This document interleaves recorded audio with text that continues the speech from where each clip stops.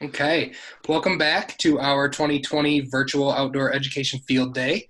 Our next presentation comes from Rachel Williams. Rachel is our 4-H Youth Development Program Leader at Seneca County CCE. Rachel has 25 years experience, pre-K through 6th grade education. And Rachel, thanks for joining us. Thanks for having me today. Hi, everybody. So I would like to take some time to introduce you to this idea of bird watching, which some people might think like, why bird watching? Well, there's a lot of reasons why we might be interested in bird watching. For some, it's just a fun thing to do. For others, it's a way to just one more thing you can do when you're getting outside and going for a hike, going for a walk, going to the park, and identifying birds can kind of be something interesting. But as far as a great life skill, actually paying attention to details and thinking about things in the context of maybe a habitat, for instance, can be really valuable for us in anything we do, in school, in work, with our friends, just being focused on details, being aware of details. And that's something that we do when we do bird watching. And then lastly, one of the reasons why I'm really interested in bird watching is because I'm really interested in science and research. And as a bird watcher, I can share information with scientists because I'm a citizen scientist. So I can collect data and I can share that information with scientists who will then use that information to determine things like migratory patterns of birds. They might determine other things about wildlife in our habitats, might determine things about climate, and all kinds of interesting things that they can figure out based on birds and what people see in their environments. So one of the greatest, coolest things that I found, and I introduced actually Outdoor Education Field Days quite a few years ago, and it was very popular, is this fabulous app that you can use on your smartphone, on your tablet. It is called Merlin ID Bird App. And it's really neat because it's just fun to use. It's fun to use different apps. And it's also neat because you can use that information again to share with scientists who are doing research. So I thought I would introduce you to the Merlin ID Bird app. You can actually download it if you have a smartphone or a tablet. You can download it and use it yourselves. If you don't have one of those things, I will also introduce you to some other ways that you can collect data as a citizen scientist. And you can check out that. But if you have access to the Merlin ID Bird app, it's really, really cool. And I'm going to share with you a friend of mine, my friend Renee Hopkins from Livingston County Cornell Cooperative Extension 4-H. Actually recently just did a series of videos, one which included a little segment on the Merlin ID Bird app.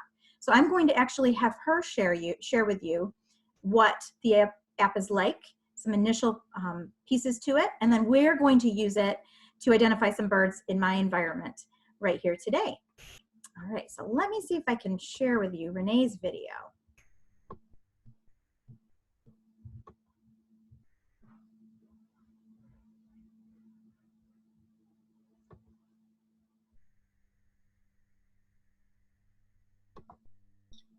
All right, so at this time, on that second screen, if you have it, go ahead and take the minute to download the Merlin app. You can find it at merlin.allaboutbirds.org, or if you just do a Google search for Merlin Bird ID app, or head right to your App Store or Google Play and look for that. And go ahead and download it, and then we'll move on. All right, so at this point, I think you've got the Merlin app downloaded and it's working on your phone. So we're gonna walk through really quickly how to use it.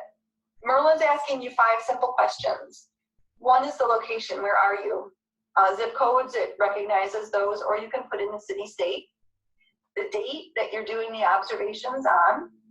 The size of the bird, and that's what this screen is here.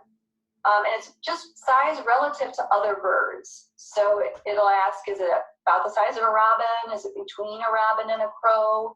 Is it big like a goose? So just your estimation. You can pick up to 3 colors that you see on the bird. I have rarely found that I wanted to add more. Most birds do have primarily no more than 3 colors. and what was the bird doing? What was its behavior? Because a lot of species act very differently. So that information is very helpful to the Merlin app in generating you a list of potential birds. So once you've entered that information, it will bring up a list of birds here that meet the criteria that you put in. So you can scroll down through here to look for the one that you think most resembles the bird that you saw.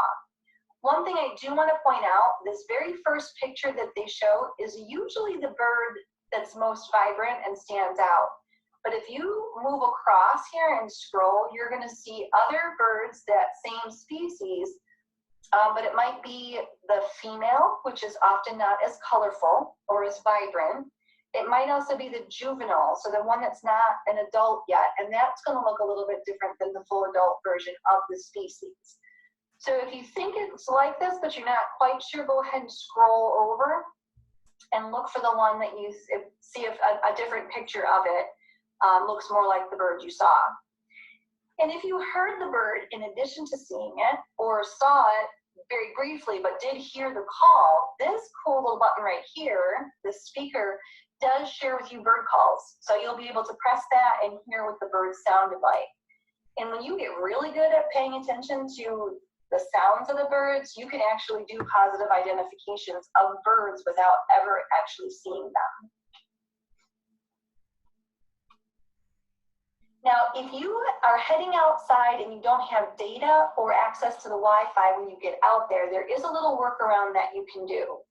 While you do have internet access, open your Merlin app and enter your location and your date. And if you're heading right outside, those two things aren't going to change. So it's going to be the same for all the birds you're trying to identify. You're going to head outdoors, and then you're going to see a bird, and you're going to enter its size, the colors, and what it was doing. And you're going to look through the potential birds it could be. You're going to figure out which one you think it is, record that on your tally sheet, and then hit this back button till you get back to the screen where it's asking for size, and then look for a new bird. And then you're going to see that new bird. You're going to enter the 3 questions, the answers to that. You're going to come up with the list of potentials, pick out the one you think it is. And then if you want to do another bird, again, hit this back button up here to take you back to the screen. And just by going forward and back like that, you can keep using the app even if you don't have internet access. All right, so now we're going to get to some practice.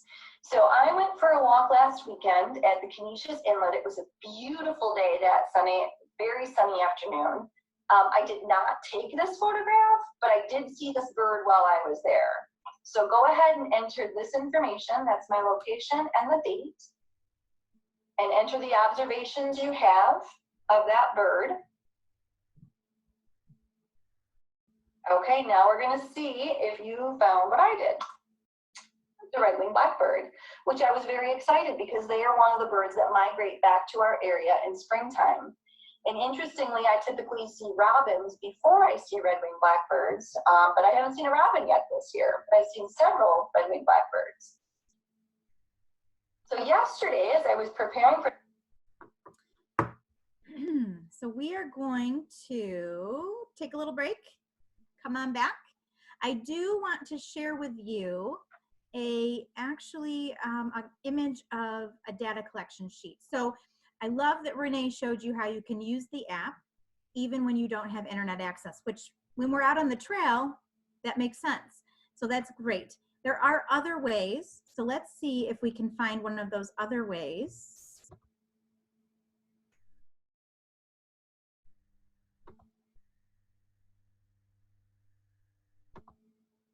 So this is not extremely large, but you'll see here a tally sheet. And this tally sheet is actually part of Project Feeder Watch, which is a citizen science project. And I am going to include this link to this tally sheet for Nate to use with this presentation. So if any of you need that, you'd be able to use this tally sheet. But you'll see that it actually gives you an opportunity to list birds that you've found and or identifying factors that you found. So if you needed to list some factors because you weren't sure what the bird was, you could come back when you had internet access again and type in the information. So you would want to remember to know what date you were out looking, the location, indicate what size the bird was, the colors that you saw, and what you saw it doing. Where did you see it and what was it doing? And that would also help you with that data collection. There's a lot to this as well, and it can be a handy one. So we're gonna look for some birds and do some bird identification now. So this is a super fun site that you can find at allaboutbirds.org. There's actually a number of live cameras of birds in action. So this one is actually part of Project Feeder Watch, which I just showed you the tally sheet for. So we're gonna see if we can maybe check out some birds here. Pick one that we want to identify. I'm gonna stop for a minute. So I see a bird right here. I am circling around. I noticed some things about this bird, and I'm going to use my app. I just used my app to figure out what that bird was, that the red-winged blackbird that Renee was identifying too. So I know that the location for this is actually Ithaca, New York, because this is at the Cornell Lab of Ornithology. And I know that today is May 13th. So I have that date in there. And then I also am looking to see, so I am looking at this bird that's right here, that's on the edge of the feeder, actually near what might be a red-winged blackbird, I'm not sure. But this bird has like a really long pointy beak. It has a bluish gray color to it. So I think it's kind of not really small, more of a medium size. So I'm gonna go with between a robin and a crow for my size. I think that sounds good. We'll try that. Then I'm going to go to next. And I just described some of the colors that I saw in this bird. So definitely some blue. And Renee said I can only pick 3 colors. So what else do I see? Some white and maybe some black. It's hard because there's some gray there as well. So I'm going to go with those 3 colors. I'm going to hit next. And I know, what's my bird doing? It's eating at a feeder, right? So I'm going to pick eating at a feeder. I'm going to go next. And my list is starting to, oh my goodness, the very first bird that came up was a blue jay, an adult blue jay. Blue above, light gray below, black and white markings on wings and tail. Larger than a robin, smaller than a crow. Crest, that's that little piece on the top of its head, and long tail. And there's definitely, I don't see that tail here, but I see this one. And I'm thinking they are the same bird. Noisy and conspicuous in areas with large trees, regularly visits feeders. And I can tell you, I have several of these out at my house. They hang out in the trees all the time, eating all of the yummy treats out there. So let me see if we can hear this bird. I'm not sure. There's several birds there. So let's see if we can turn it on again and listen.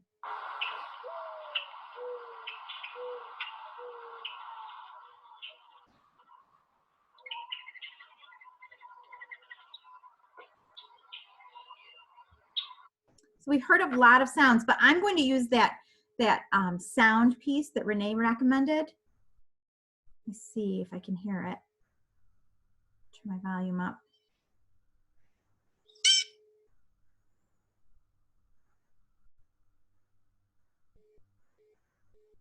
I don't know if you could hear that at all. Let me try again.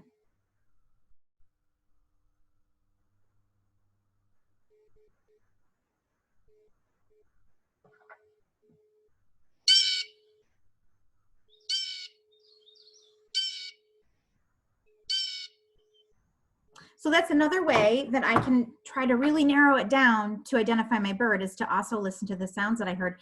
And our birds sound a little quieter than that. I think it's because they're busy eating, but I would say that is definitely an adult male blue jay. So I would love to be able to share that information with the scientists. Let's try to identify one more bird. I'm going to go right out of here. I'm going to stop sharing this screen and show you. I have these fun birds that I love using for my teaching. You can see this one all right. So I was actually just telling Nate about this bird before we got started recording, and I thought we would see if we could identify this bird. Now, yes, it is a stuffed animal, But these birds are really great. They're from the Audubon Society, and they're produced and sold right at the Cornell Lab of Ornithology. I use them a lot for my teaching around bird identification and all kinds of fun wildlife exploration. So if you've had a chance to take a look at this bird, and if you do have the app, I'm going to give you a minute to start to list locations. So you could use your location if you like. I will use my location. You can put in today's date. We can put in the size, the color, and the behavior. Now, I will say about this bird is this stuffed animal looks a certain way, but I can tell you in real life, this bird's kind of small, okay? So let's see what we can find out about this bird. Let's see, I have to go back because I already did my blue jay identification. Let's see, so this bird is kind of small, so I'm going to say, we could say robin-sized. It also might be between a sparrow and a robin. I'm going to go with between a sparrow and a robin because it's quite small. I'm going to say next, and I noticed, what did you notice about colors? Definitely the black, because we see the black on the wings and on the head. Okay, what else do you notice about colors? We get to put two more in if we like. Lots and lots and lots of yellow. Okay. And then there's just a little bit of white at the tail and under the wings, so I'll leave the white on there. So I'm going to say next. And this bird, I find this bird definitely at my feeders. And I've seen it on the ground. I've seen it in trees or bushes. So I'm going to go with in trees or bushes for this one, just to see what comes up. And then next, it's thinking. You can't really see. Oh my goodness. The very first one that pops up, this doesn't always happen, American goldfinch. And that's what this bird is.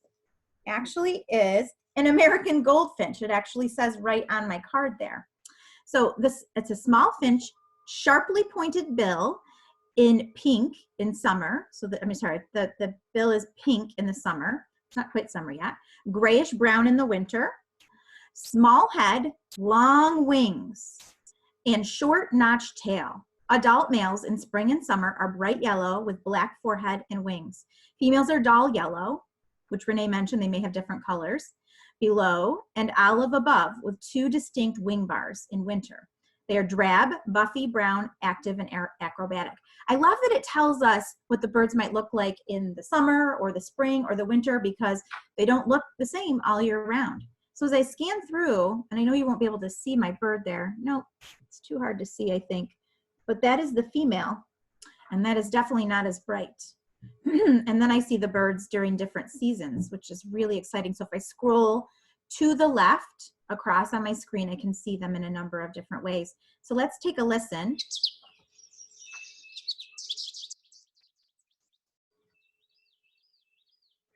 So that's the American goldfinch from the Merlin ID bird app, and I'll try to see if I can get mine to play.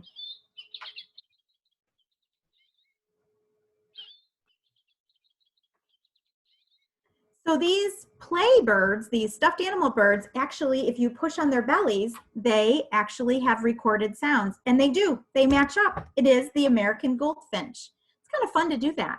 If anybody ever has an interest in doing more of that, and they don't have access to birds at certain times, I would be happy to do more activities around identifying birds with the Merlin ID bird app, using the feeder cams or other cams that Cornell Cooperative Extension and Cornell University and the Cornell Lab of Ornithology have available to them.